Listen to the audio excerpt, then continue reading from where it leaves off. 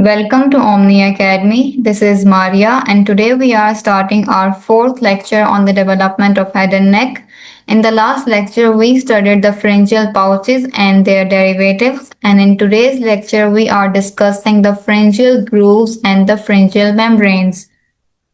So let's start today's lecture with the pharyngeal grooves. So the pharyngeal grooves are actually four ectodermal invaginations which are covering the pharyngeal arches.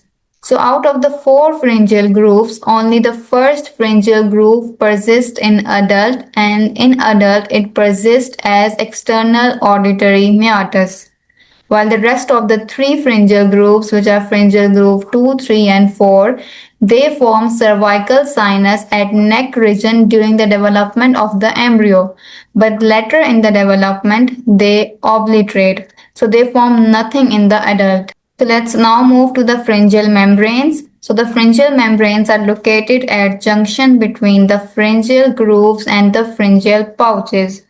So out of the four pharyngeal membranes, only the first pharyngeal membrane persists in adult, and in adult it forms tympanic membrane, while the rest of the three pharyngeal membranes obliterate during the process of development of embryo and they form nothing in the adult. So this was today's lecture. In the next lecture, we will be discussing the anomalies related to the pharyngeal apparatus. So see you in next lecture.